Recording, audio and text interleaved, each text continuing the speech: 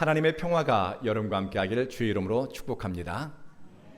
오늘은 믿음 안에서 사는 삶이라는 제목으로 말씀을 전하겠습니다. 앞뒤 좌우로 안녕하세요, 반갑습니다. 인사 나누시겠습니다.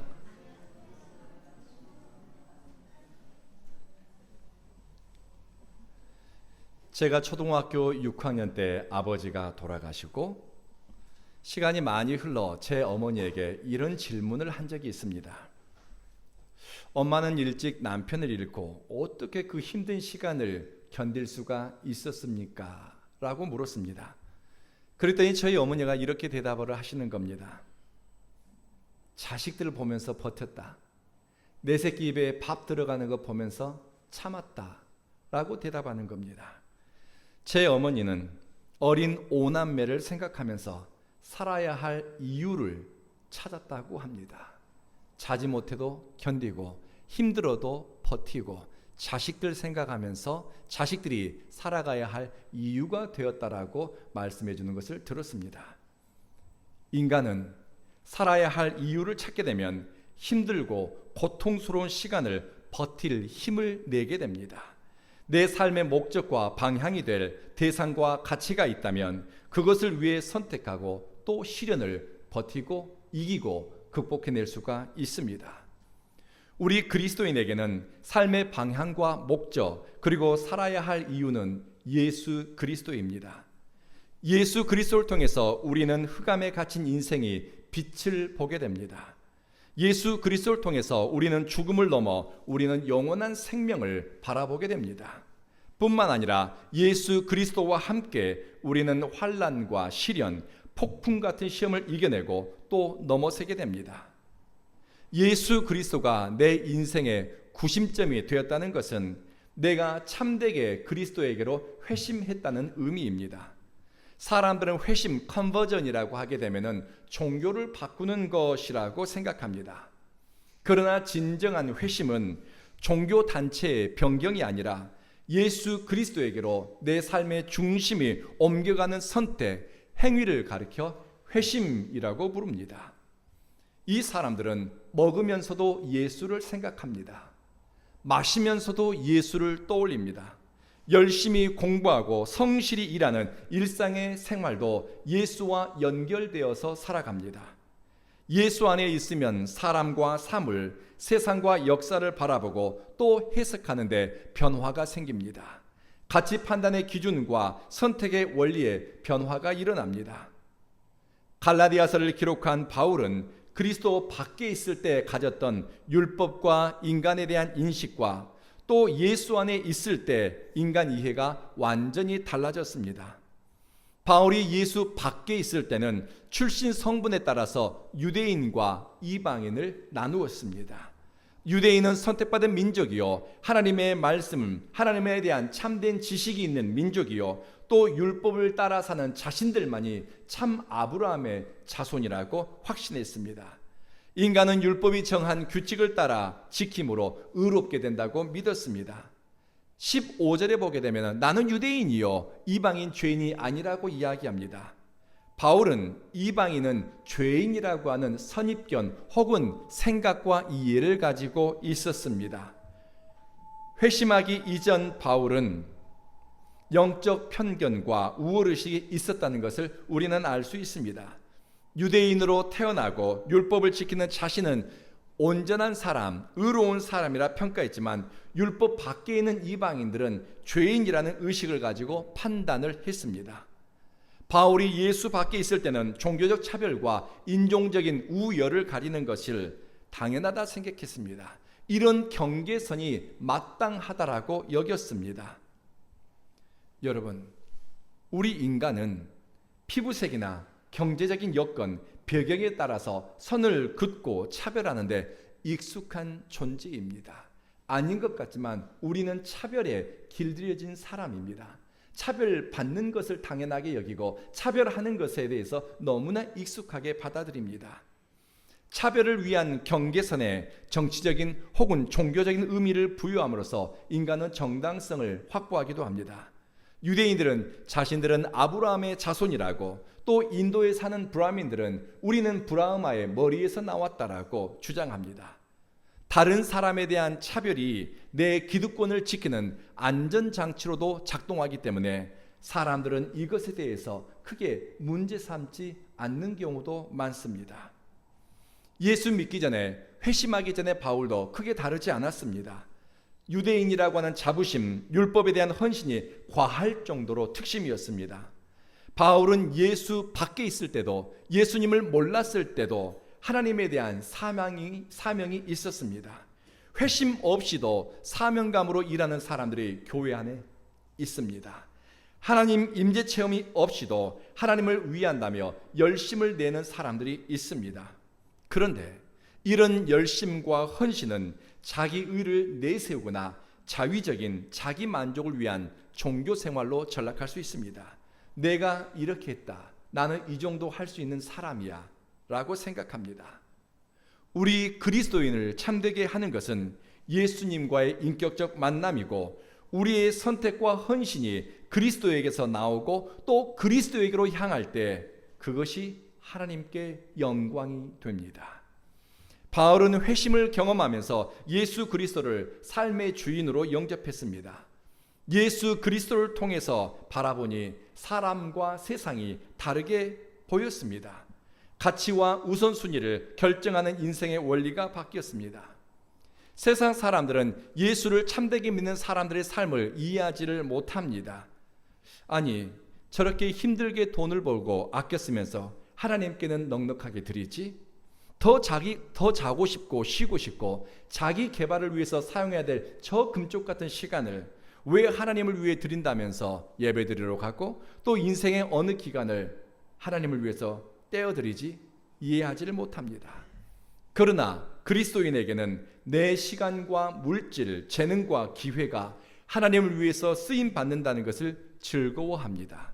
하나님 나라를 위해서, 그리고 내가 속한 신앙 공동체의 유익을 위해서 무언가 선택할 수 있다면 그것을 감사하게 여깁니다. 회심은 우리의 시간, 물질, 사랑과의 관계, 세상을 대하는 태도에 변화를 가져옵니다.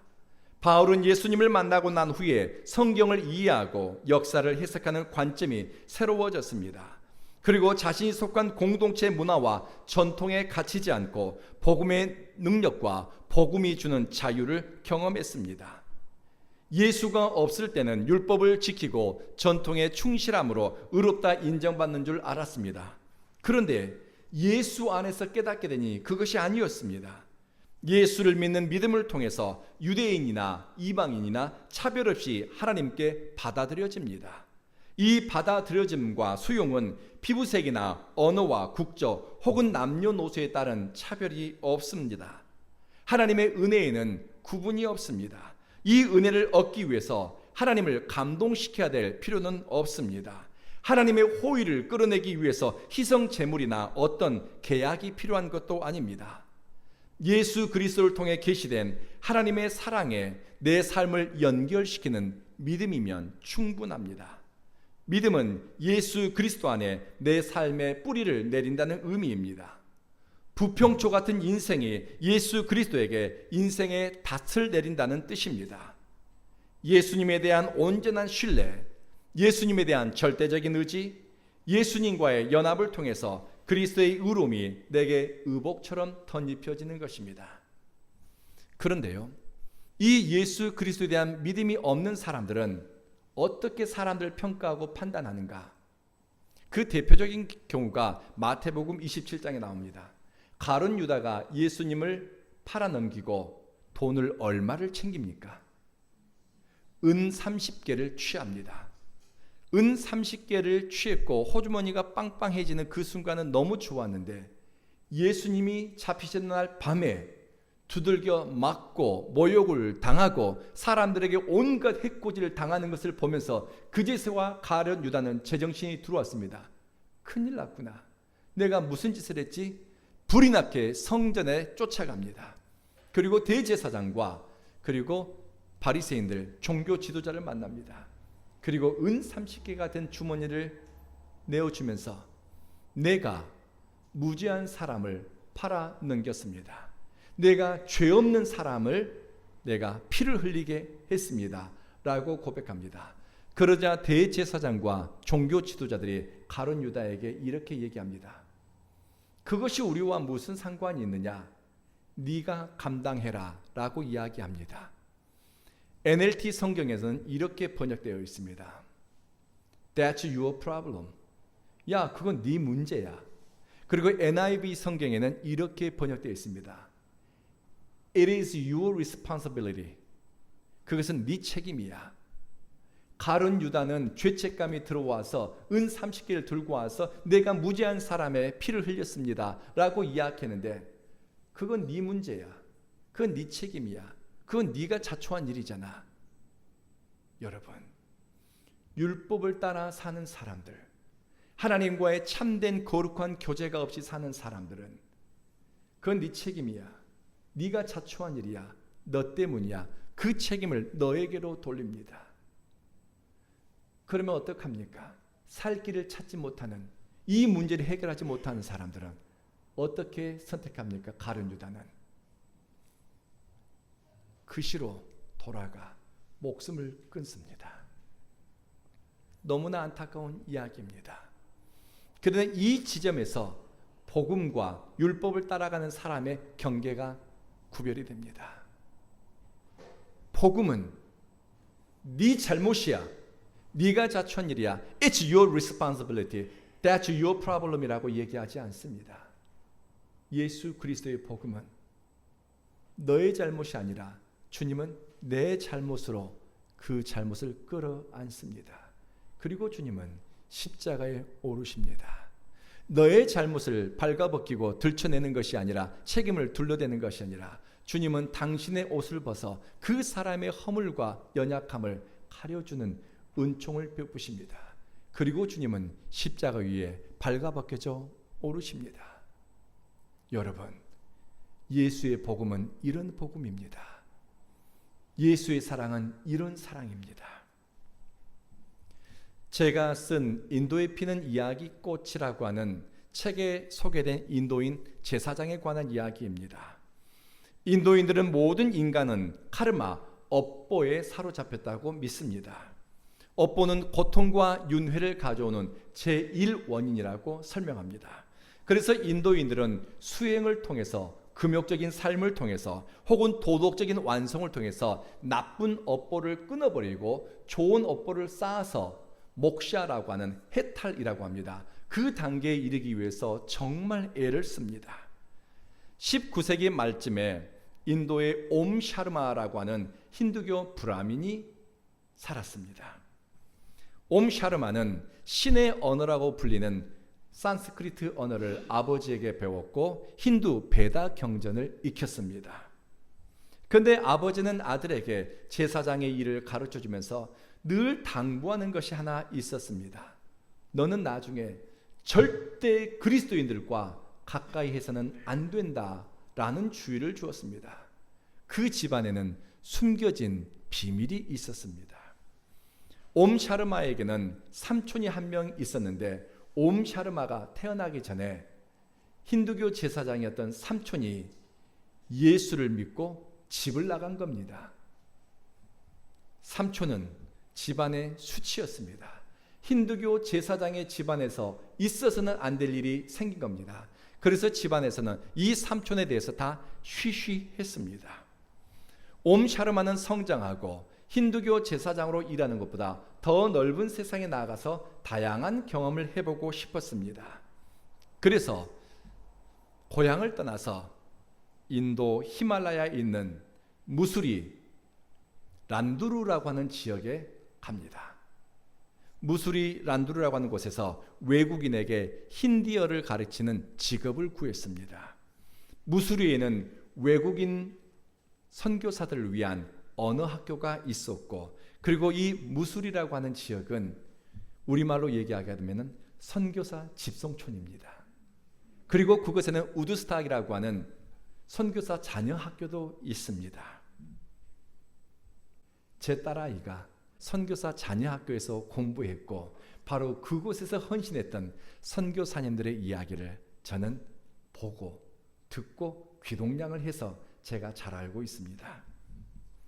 옴 샤르마는 종교에 대해서 이야기하지 않는다는 조건으로 기독교 선교사들에게, 해외에서 온 선교사들에게 인도 언어와 문화를 가르쳤습니다. 그런데 어느 날 이 선교사님들이 인도에 있는 큰 도시에 가서 무슨 회의를 갖는다는 이야기를 듣습니다. 아마 선교 대회인 것 같아요. 그래서 선교사님들이 큰 도시로 가면서 이 옴 샤라마에게도 당신도 같이 가지 않겠나 제안합니다. 좋다고 따라 나섰습니다. 중간에 차프라라고 하는 지역을 지나가는데 인도인 전도자가 기차에 오르는 겁니다. 그 선교사님 일행들과 같이 동행을 하면서 기차를 타고 가게 되었습니다. 옴 샤르마는 기차 안에서 만난 인도인 설교자, 전도자와 인사를 나누었습니다.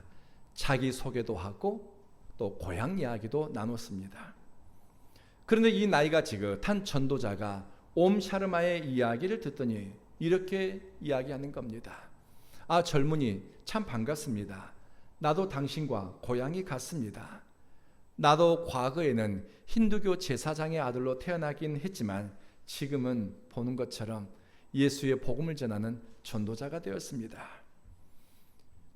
옴 샤르마는 깜짝 놀랐습니다. 전도자가 자기와 고향이 같다는 이야기를 듣고서 혹시 고향에 친척들이 살고 있습니까? 라고 묻자 이 전도자가 가족들에 관한 이야기를 들려주었습니다. 그 전도자의 이야기를 들으면서 옴 샤르마는 충격을 받았습니다. 옴 샤르마가 태어나기 전 기독교로 개종하고 집을 떠난 가출했던 삼촌, 우리 집안을 수치스럽게 만들었던 그 장본인이 지금 기차 안에서 내 앞에 앉아 있는 겁니다. 한 번도 만나본 적이 없는 그 삼촌을 기차 안에서 만난 겁니다.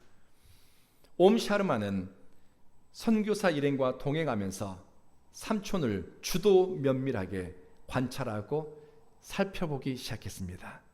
도대체 무엇이 삼촌을 변화시켰을까? 그런데 기독교 전도자가 된 이 삼촌의 삶이 자기가 생각했던 것처럼 엉망진창이 아니었습니다. 행동에는 절제가 있었고 경건했고 시간을 내어서 경전을 읽고, 어떤 경전이었을까요? 그렇죠. 성경책을 읽고 그리고 묵상과 명상을 오래 하는 겁니다. 기도하는 겁니다. 우리 삼촌이 힌두교 수행자의 삶과 뭐가 다르지? 삼촌은 힌두교 왕국에서 복음을 전하다가 박해받았고 핍박당했고 엄청난 많은 수고를 당했습니다. 그런데 삼촌의 얼굴은 밝고 평안했으며 많은 사람들에게 존경과 사랑을 받는 것이었습니다. 옴 샤르마에게 놀라웠던 것은 삼촌이 그를 둘러싸는 환경과는 상관없이 이 내면에 흔들리지 않는 평화로움이 있는 겁니다. 그래서 삼촌에게 물었습니다. 삼촌은 어디서 이렇게 평화를 얻게 됐습니까? 샤르마야, 이제 네 인생에서 빛을 찾아야 되는 순간이 왔구나. 네가 참 진리를 깨닫고 싶거든 네가 하나님께 구하도록 해라. 하나님은 자비로우신 분이시니 너에게 빛과 평화와 안식을 줄 것이다. 이때 옴 샤르마는 의문이 들었다라고 고백합니다. 신의 언어라고 하는 산스크리트어를 알고 있고 신의 경전이라고 하는 힌두교 베다 경전을 능통하게 배웠는데 아직도 우리 힌두교 브라민들이 깨닫지 못하는 진리가 있다는 걸까? 우리 브라민들만이 참 진리를 깨달을 수 있고 우리가 참 지식을 갖고 있다라고 믿고 있는데 왜 삼촌은 예수 안에 진리가 있다라고 이야기하는 걸까? 의문을 가지고 평화와 안식을 구했습니다. 그리고 자기가 알지 못하는 진리와 생명의 도를 깨닫기를 원했습니다. 그런데 자기 자신이 깜깜한 흑암에 사로잡혔다는 것을 깨닫게 되었습니다. 견고한 벽에 사방에 에워싸인 것 같았습니다. 조금도 앞으로 나아갈 수 없는 자신의 영적인 실존, 흑암과 의문에 사로잡힌 자신을 의식하면서 삼촌이 사랑하고 의지하는 예수에게 부르짖기 시작했습니다. 주님, 이 두려움을 내게서 거둬주십시오. 당신의 빛을 비춰주십시오. 이때 옴 샤르마는 하나님의 임재를 경험했습니다. 표현할 수 없는 평화가 찾아왔고 힌두교 경전에서는 배우지 못했던 생명과 기쁨이 내면에 충만해지는 것을 깨달았습니다. 내가 죄사함을 받았구나. 업보와 윤회가 아니라 나는 하나님의 은총 안에 있는 존재이구나 라고 하는 이 의식이 말할 수 없는 평화와 안식을 누리게 했습니다. 옴 샤르마는 이 경험을 계기로 자신의 삶의 중심을 그리스도에게로 옮겼습니다. 예수님, 당신이 내 인생의 빛이시고 내 삶의 목적입니다. 예수 그리스도를 주님으로 받아들였을 때 업보와 윤회에 대한 두려움에 사로잡혔던 그 의식과 생각이 자유함을 얻게 되었습니다. 예수 그리스도의 사랑을 받아들이면서 카스트와 차별, 종교적 편견과 무지에서 벗어나게 되었습니다. 브라민과 불가쪽 천면을 나누고 종교적 차별을 했던, 영적 우열을 나누었던 그의 태도를 버렸습니다. 옴 샤르마는 자기의 이름을 버렸습니다. 그리고 새 이름을 얻게 됩니다. 바울이라고 계명을 했습니다. 예수를 구주로 믿게 되니 이전에 가졌던 지적 교만함, 영적 허영, 종교적 우월감과 편견이 깨졌습니다.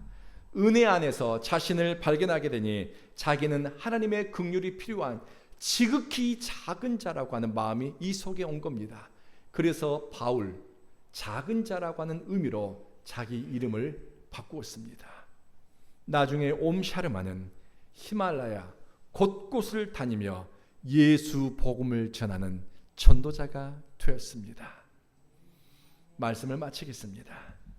예수 그리스도와 연합된 사람은 율법의 조항에 얽매이지 않습니다.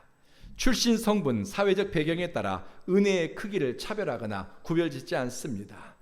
과거의 나를 움직였던, 나를 조종했던 종교적인 전통과 고정관념이 예수 안에 있는 나를 종처럼 부리지 않습니다. 예수님은 우리를 함부로 대하지 않습니다. 예수 안에 있는 여러분을 주님은 무례하게 대하지 않습니다. 종처럼, 일회용 용품처럼 함부로 여러분을 다루지 않습니다. 그런데 어찌 우리가 내 자신을 무가치하게 다루고 내 삶을 함부로 여길 수가 있겠습니까? 어찌 그리스도 안에 있는 다른 사람을 무례하게 대할 수가 있겠습니까? 율법의 영향력에서 벗어나 있으니 무엇을 해서 혹은 어떤 조건을 충족시킴으로 하나님을 기쁘시게 하는 것이 아닙니다. 또한 하나님의 호의와 관심을 끌어내기 위해서 아둥바둥 율법을 지키기 위해서 착한 아이가 되기 위해서 애쓰지 않습니다. 예수 안에 있으면서도 착한 아이가 되려고 하는 그런 사람들이 있습니다. 더 착해지려고, 좀 더 올바르게 보이려고 애쓰지 않아도 됩니다. 사랑을 받고 사랑하고 하나님의 성령이 이끌어가신 그 인도하심에 내 걸음을 맡기면 됩니다. 그리스도 예수 안에 있는 믿음으로 의롭다 인정받고 이 믿음으로 일상을 시작합니다. 바울은 갈라디아서 2장 20절에서 이렇게 고백합니다. 이것은 회심한 이후에 자신의 삶의 방향과 정체성에 관한 고백입니다. 세번역 성경으로 읽어드리겠습니다. 나는 그리스도와 함께 십자가에 못 박혔습니다. 이제 살고 있는 것은 내가 아닙니다. 그리스도께서 내 안에 살고 계십니다. 내가 지금 육신 안에서 살고 있는 것은 나를 위하여 자기 몸을 내어주신 하나님의 아들을 믿는 믿음 안에서 살아가는 것입니다. 예수와 함께 십자가에 못 박혔다는 것은 바울뿐만 아니라 참되게 예수님을 사랑하는 모든 그리스도인들이 경험하는 영적 신비로운 체험입니다. 예수님의 십자가는 정죄와 판단을 위한 기준이 아닙니다. 용서와 회복, 완전한 자유로 이끄는 출구입니다. 예수님의 십자가는 애쓰고 수고하고도 성취할 수 없는 의로움에 이르는 통로이고 하나님의 영광에 이르는 길입니다. 예수님과 함께 십자가에 못 박힌다는 것은 종교적 우월의식, 행위와 수행을 통해 의롭게 된다고 하는 잘못된 종교관, 편견과 차별에 길들여진 우리의 생활 습관과 의식들, 오래된 죄책과 정죄하는 마음을 십자가에 탕탕 못 박는다는 의미입니다. 예수님의 십자가에 자신을 못 박는 사람은 자기가 주인된 삶에서 인생의 목적을 찾지 않습니다.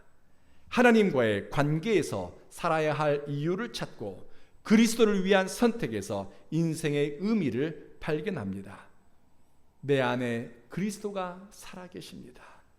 내 안에 그리스도가 살아계십니다. 헬라어 성경에 내 안에라고 번역된 이 구절은 내 생각이나 의식 혹은 마음을 가리키는 것이 아닙니다. 내 안에 그리스도가 살아계십니다. 이 내 안에는 내 모든 entire life, 내 모든 전 생애를 가리키는 의미입니다.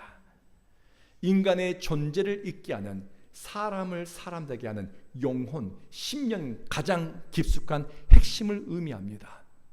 바로 그곳에 누가 있다고요? 예수 그리스도가 있다는 것입니다. 바울은 그리스도와 함께 옛사람, 옛습관, 옛생각, 옛사람의 가치는 죽었습니다. 그리고 이제는 내 안에 살아계시는 그리스도를 중심으로 그리스도를 위해서 일상을 살아갑니다. 그리스도가 인생의 주제가 되고 목적이 되었습니다. 이것이 바로 믿음 안에서 살아가는 성도의 삶입니다. 기도하겠습니다.